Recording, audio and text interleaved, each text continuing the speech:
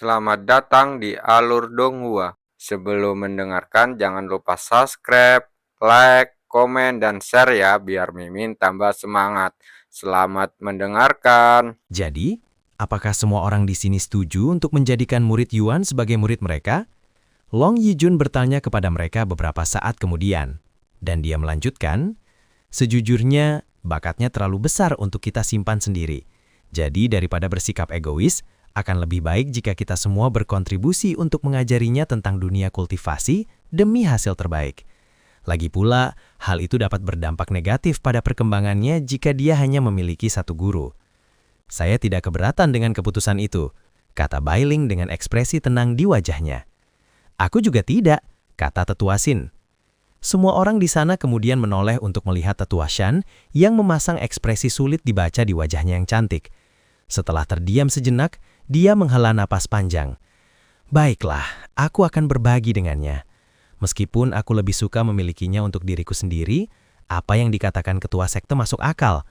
Aku ragu aku mampu melatih seseorang yang berbakat seperti dia dengan baik, dan aku hanya akan memperlambat perkembangannya. Beberapa waktu kemudian, Long Yijun dan para tetua sekte lainnya di sana menyerahkan slip geokomunikasi kepada Yuan, agar Yuan dapat berkomunikasi dengan mereka kapanpun dia mau. Ngomong-ngomong, apakah ada hal yang perlu saya lakukan sekarang setelah saya menerima kalian semua sebagai guru saya? Tanya Yuan kepada mereka. Bagaimana dengan kuliahnya? Kami memang memberikan kuliah privat kepada murid-murid kami setiap bulan, dan kuliah umum setahun sekali. Tetapi kamu tidak diwajibkan untuk menghadiri keduanya. Jika kamu memiliki pertanyaan tentang kultivasi atau membutuhkan sumber daya untuk kultivasi, kamu cukup memberitahu kami menggunakan slip geokomunikasi. Selain itu, karena kamu masih seorang murid luar, kami akan menghindari pertemuan fisik sebisa mungkin, karena kami biasanya tidak berkomunikasi dengan murid secara langsung, dan aku tidak ingin murid-murid lain berpikir bahwa kami terlalu memihakmu, karena itu dapat mempengaruhi seluruh sekte secara keseluruhan, kata Long Yijun kepadanya. Saya mengerti, Yuan mengangguk. Ini ada beberapa hal lagi sebelum kami mengizinkanmu pergi. Tetua Shan kemudian menyerahkan 2 medali terpisah kepada Yuan. Medali perak ini akan memungkinkanmu pergi ke balai perbendaharaan dan mendapatkan sumber daya sebanyak yang kau butuhkan untuk meningkatkan kultivasimu. Hanya saja jangan berlebihan, karena kita tidak memiliki persediaan sumber daya yang tak terbatas.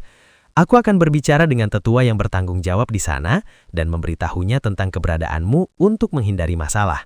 Sedangkan untuk medali emas itu akan memberimu akses penuh ke Pavilion Agung.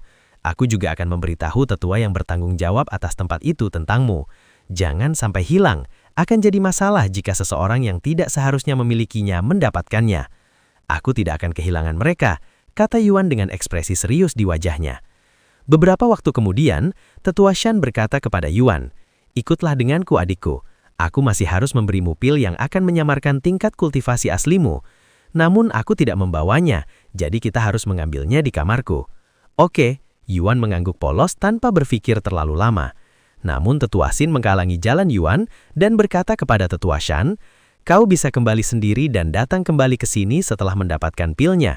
Aku sama sekali tidak percaya kau untuk menjaganya, terutama jika kau sendirian dengannya. Siapa yang tahu apa yang akan kau lakukan pada anak yang tidak berdosa ini saat kau sendirian dengannya? Kau terlalu meremehkan aku, Tetua Sin. Apa kau benar-benar percaya bahwa aku akan menyentuh muridku sendiri? Tetua Shan menghela napas dengan ekspresi kecewa di wajahnya, dan dia melanjutkan, terlepas dari karakterku, aku tetaplah seorang perawan, kau tahu? Tetua Sin mendengus dingin, bahkan tidak repot-repot menjawabnya.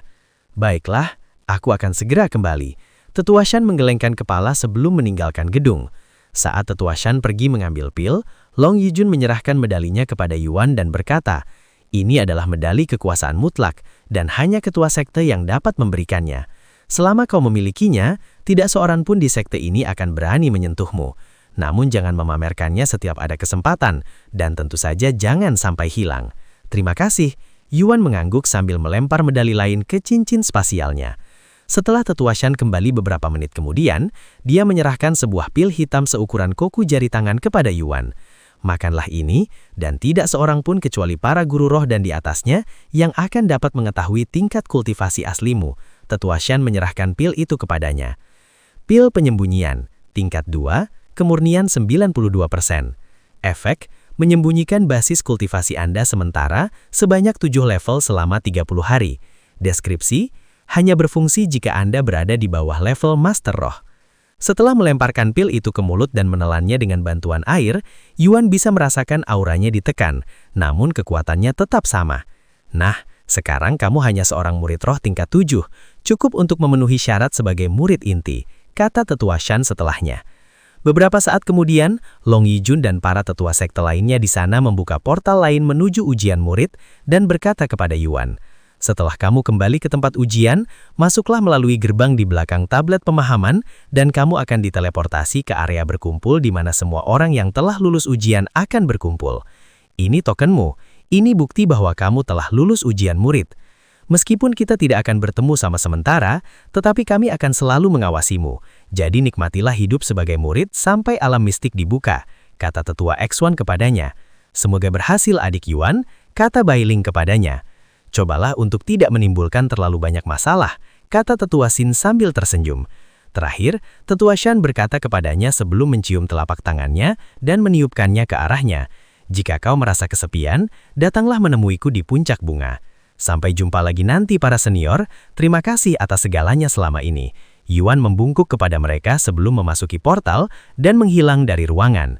Setelah Yuan memasuki portal dan menghilang dari ruang penonton, Long Yijun dan semua tetua sekte di sana duduk di kursi dengan ekspresi lelah di wajahnya. Hah, itu melelahkan sekali. Tetua Xin adalah orang pertama yang berbicara, dan dia melanjutkan beberapa saat kemudian. "Sangat sulit berada di dekat seorang jenius seperti Yuan. Ada sesuatu tentang auranya yang membuatku takut. Kau juga merasakan hal yang sama."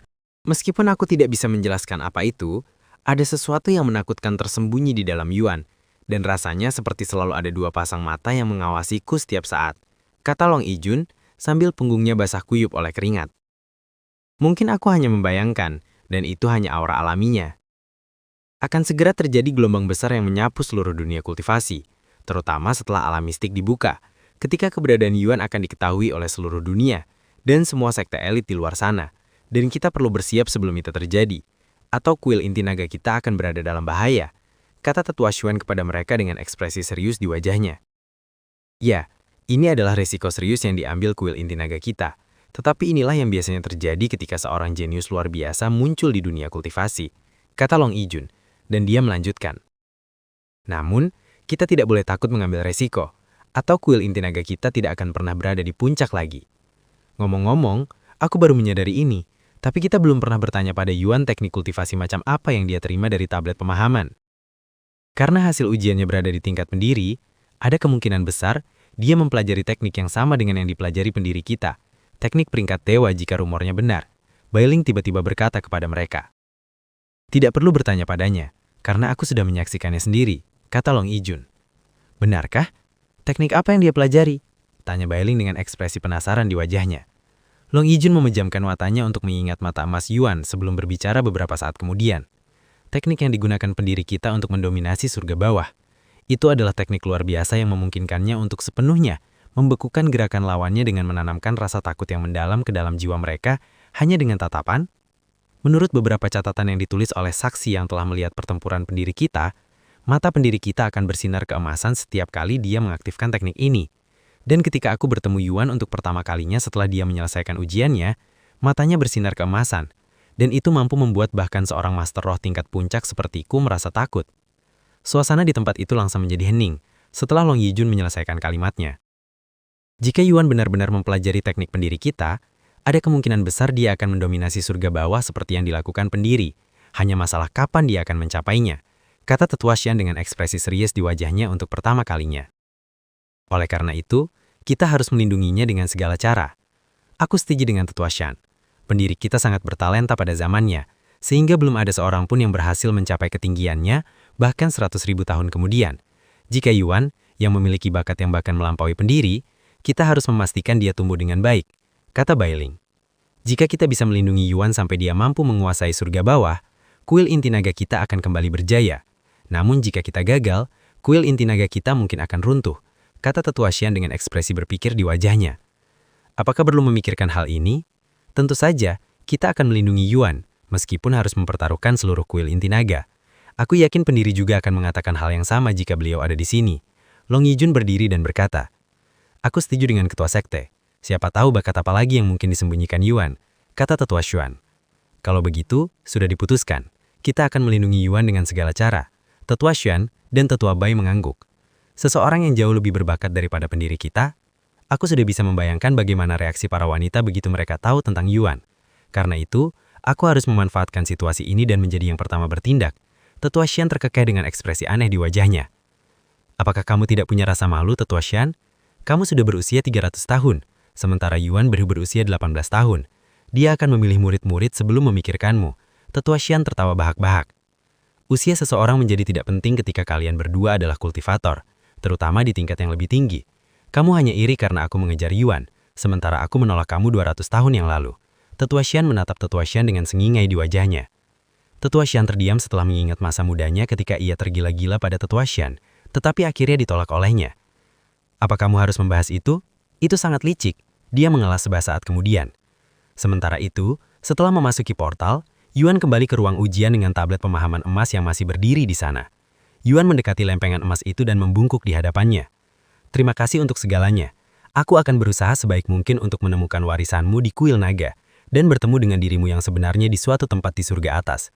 Tablet pemahaman tiba-tiba bergetar, dan simbol-simbol di tablet itu mulai bergerak, sebelum muncul dari tablet emas dan terbang langsung ke tubuh Yuan, lalu merasuki tubuhnya. "Apakahan ini?" Yuan menepuk-nepuk tubuhnya setelah simbol-simbol itu menghilang ke dalam tubuhnya. Anehnya, dia tidak merasakan perbedaan apa-apa, dan tidak ada pemberitahuan naik, jadi dia tidak tahu apa yang baru saja terjadi. Sementara itu, di dalam tubuh Yuan, simbol-simbol emas muncul di seluruh tulangnya. Namun baik Xiaoha maupun Feng Yifiao tidak dapat melihat atau merasakan simbol-simbol emas itu. Beberapa saat kemudian, Yuan meninggalkan ruang ujian melalui gerbang, menjadi orang pertama yang menyelesaikan ujian murid. Setelah melewati gerbang, Yuan dipindahkan ke area berkumpul di suatu tempat di luar kuil Indinaga. "Apa? Kamu sudah lulus ujian? Siapa namamu? Dan tunjukkan tokenmu." Elia, tetua sekte yang bertanggung jawab atas murid baru, terkajut ketika melihat Yuan muncul dari gerbang, karena peserta lain masih dalam ujian akhir try mencoba memahami teknik mereka.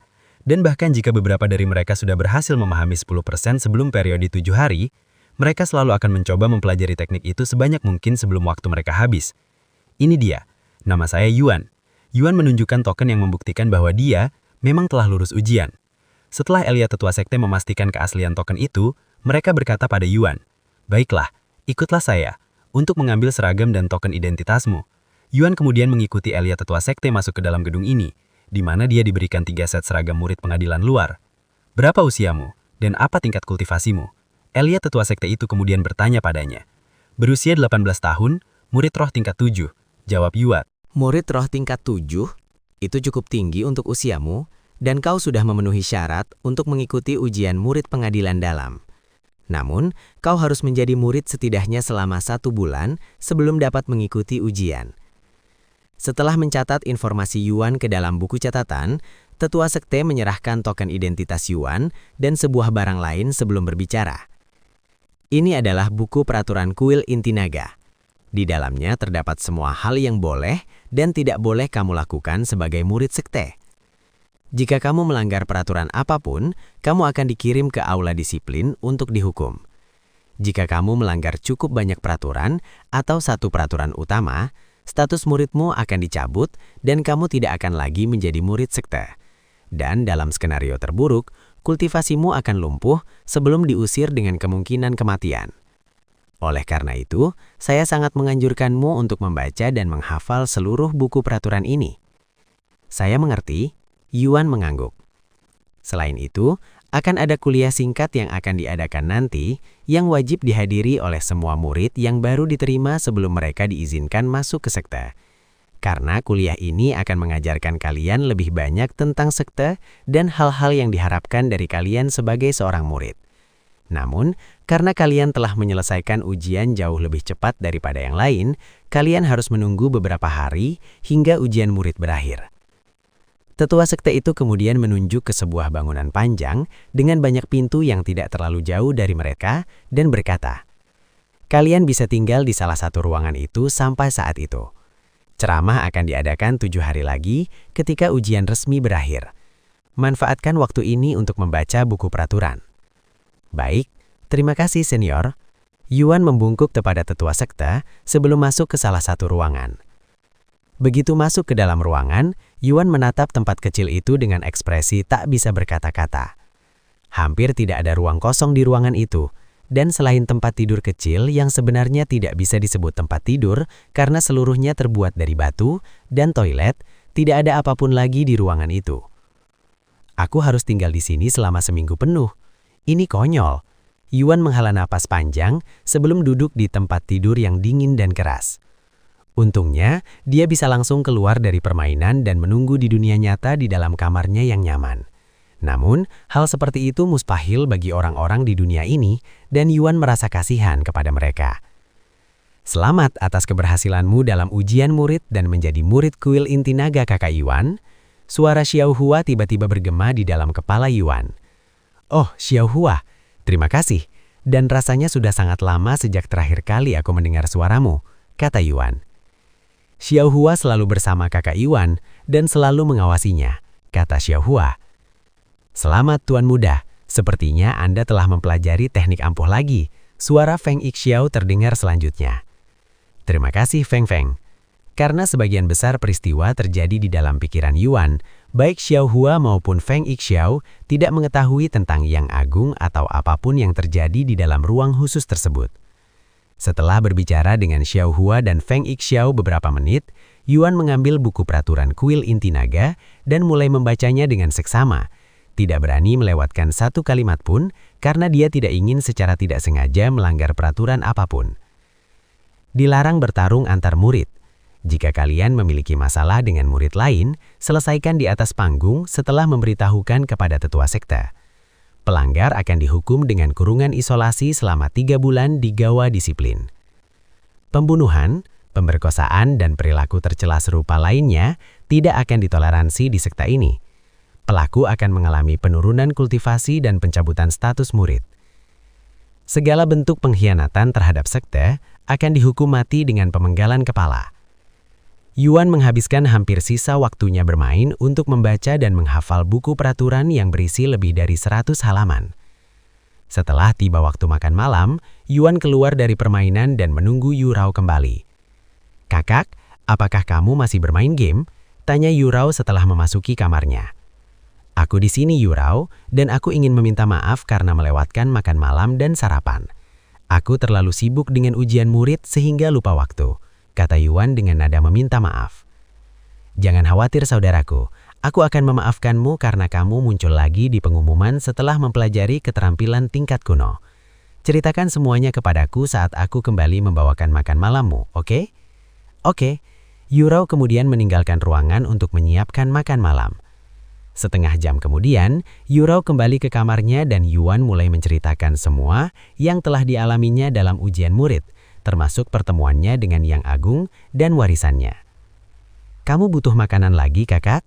Akhirnya kamu melewatkan makan malam tadi malam dan sarapan hari ini, tanya Yurao setelah memberinya 3 bangkuk sup. Terima kasih. Dan tidak, saya tidak, kata Yuan. Baiklah, kalau begitu, aku akan meninggalkanmu sendirian untuk sementara waktu. Setelah Yurao meninggalkan ruangan, Yuan mulai berlatih dengan menyerap energi spiritual di ruangan itu, dan dia akan berlatih hingga pagi berikutnya ketika Yurao kembali ke kamarnya dengan sarapan di tangannya. Setelah sarapan, Yuan kembali ke Cultivation Online untuk memeriksa apakah ada orang lain yang lulus ujian. Namun sayangnya, belum ada peserta lain yang lulus ujian dalam ujian murid selain dirinya. Melihat hal ini, Yuan kembali ke kamar kecilnya dan membaca ulang buku peraturan sekali lagi sebelum keluar dari permainan dan menghabiskan sisa waktunya berlatih di dunia nyata. Yuan mengulang hal ini selama 4 hari berikutnya, hingga akhirnya ia dapat melihat peserta lain yang telah lulus ujian muncul di area berkumpul dengan Yuan, dan ia juga berhasil mencapai tingkat murid roh ke-6 selama waktu itu. Namun karena masih ada 3 hari sebelum kuliah, Yuan tidak berlama-lama dan langsung keluar dari permainan untuk berlatih lagi di dunia nyata. Setelah menunggu 7 hari, begitu ujian murid resmi berakhir dan semua peserta yang lulus berkumpul di kuil inti naga, Yuan akhirnya keluar dari kamar kecilnya dan berbaur dengan kerumunan murid baru sambil menunggu kuliah dimulai. Ada sedikit lebih dari 300 murid di sana, Dan mengingat ada jutaan orang yang telah berpartisipasi dalam ujian murid sejak awal, itu menunjukkan betapa sulitnya ujian murid itu bagi seluruh dunia. Yuan melihat sekeliling dan ada beberapa wajah familiar yang ia kenali dari ujian murid, dan salah satunya adalah Fairy Min yang telah menunjukkan penampilan mengesankan selama ujian ketiga, dan jelas merupakan salah satu tokoh yang paling menonjol di sana. Sementara itu, Fairy Min juga melihat sekeliling dengan kepala kecilnya yang menoleh ke kiri dan ke kanan, seolah mencoba menemukan seseorang. Namun, ketika dia tidak dapat melihat orang yang dicarinya, ekspresi bingung dan terkejut muncul di wajahnya. Di mana orang yang memakai topeng giok hitam itu? Pasti dia tidak gagal ujian murid, kan? Dia bukan hanya seorang prajurit roh, tetapi juga memiliki aura yang tak terukur. Tidak mungkin orang seperti itu gagal ujian murid. Min Li merenung dalam hati ketika dia tidak melihat seorang pria yang mengenakan topeng giok hitam di tengah kerumunan. Namun, ia tidak menyadari bahwa Yuan berdiri hanya beberapa langkah darinya. Meskipun Yuan tidak hanya mengubah penampilannya, ia juga meminum pil penyamaran yang menyamarkan kultivasi dan auranya, sehingga wajar jika Min Li tidak mengenalinya. Setelah berdiri beberapa menit, salah satu tetua sekte muncul di hadapan mereka dan berkata, "Kalian semua murid baru, ikuti saya ke tempat ceramah." "Baik, senior." Para murid kemudian mengikuti tetua sekte seperti sekelompok anak itik. Beberapa saat kemudian, mereka tiba di bangunan besar ini dan masuk ke dalamnya. Setelah masuk, mereka semua duduk dan menunggu tetua sekte. Pertama dan paling utama, izinkan saya mengucapkan selamat kepada kalian semua atas keberhasilan kalian dalam ujian murid dan menjadi murid kuil inti naga. Dari 54.000 kultivator yang mengikuti ujian murid, hanya 310 dari kalian yang berhasil menjadi murid. Ini adalah sesuatu yang patut kalian banggakan. Dalam ceramah ini, saya akan membahas sebagian besar tentang beberapa peraturan sekte dan beberapa hal umum yang perlu kalian ketahui sebagai murid kuil inti naga. Izinkan saya memulai dengan status kalian sebagai murid pelataran luar. Meskipun kamu adalah murid dari kuil inti naga yang agung, dan kamu seharusnya merasa bangga, ingatlah bahwa selalu ada seseorang yang lebih baik darimu dan bahwa kamu hanyalah murid lapangan luar. Jika kamu melihat seorang senior, baik itu sesama murid atau tetua sekte, bersikaplah sopan dan sapa mereka. Jika seorang senior bertanya kepadamu, jawablah. Di dunia kultivasi, dan bukan hanya di sekte, menghormati senior akan membawa banyak hal. Sebagai murid pengadilan luar, jangan mengharapkan dukungan apapun dari sekte sampai kamu menjadi murid pengadilan dalam. Jika kamu menginginkan sumber daya, berusahalah untuk mendapatkannya. Kuil inti naga memiliki lebih dari 100.000 murid, yang berarti sumber daya sangat terbatas, dan hanya mereka yang layak yang akan didukung. Meskipun kamu telah menjadi murid, kamu belum berkontribusi kepada sekte, jadi jangan berharap sekte akan memberikan makanan gratis. Sekarang, banyak di antara kalian mungkin bertanya-tanya, bagaimana cara mendapatkan poin kontribusi di sekte ini? Izinkan saya memperkenalkan kepada kalian Balai Kontribusi, tempat kalian dapat menggunakan poin kontribusi untuk mendapatkan sumber daya dan harta karun. Ada 3 balai kontribusi yang berbeda, masing-masing terletak di dalam istana mereka sendiri, sehingga istana luar akan memiliki balai kontribusi sendiri, sementara istana dalam juga akan memiliki satu. Perbedaan antara setiap balai kontribusi terletak pada sumber daya yang dapat kalian peroleh darinya, yang artinya kalian akan dapat memperoleh harta karun yang lebih berharga di balai dalam dibandingkan dengan balai luar. Karena ini adalah hak istimewa bagi mereka yang telah mendapatkannya, dan insentif bagi Anda untuk naik lebih tinggi di sekte dan dunia kultivasi. Para murid menelan ludah dengan gugup setelah mendengar kata-kata tetua sekte. Bagaimana cara mendapatkan poin kontribusi, senior? Salah seorang murid mengangkat tangan untuk bertanya. Ada banyak cara yang bisa kalian gunakan untuk mendapatkan poin kontribusi. Kalian bisa melakukan misi untuk sekte, menjual perbendaan yang tidak kalian butuhkan, dan bahkan meminta poin dari sesama murid, kata tetua sekte. Misi seperti apa yang harus kami lakukan, senior? Dan di mana kami menerima misi-misi ini? Seorang murid lain bertanya setelah tetua sekte berhenti berbicara. Kalian bisa menemukan dan menerima berbagai macam misi di balai misi. Setiap misi di dalam balai misi adalah permintaan dari orang-orang di dunia luar. Jadi kalian akan mendapatkan lebih dari sekedar poin kontribusi dari sekte, yang pada dasarnya adalah bonus kecil dari sekte. Jelas tetua sekte itu. Saya juga perlu memberitahu kalian bahwa sebagai murid pengadilan luar, kalian wajib menyelesaikan setidaknya satu misi setiap 3 bulan, jadi setiap 3 bulan sekali. Kegagalan untuk melakukannya akan mengakibatkan hukuman yang biasanya berupa denda, jadi kalian harus membayar poin kontribusi. Ada berbagai macam misi dengan tingkat kesulitan yang berbeda, jadi kalian bisa memilih untuk melakukan misi mudah yang tidak memerlukan keahlian, seperti mencuci piring di restoran tertentu, atau misi yang lebih sulit yang mengharuskan kalian untuk memburu makhluk ajaib tertentu untuk materialnya. Tentu saja semakin sulit misinya, semakin besar pula imbalan yang akan kalian dapatkan pada akhirnya.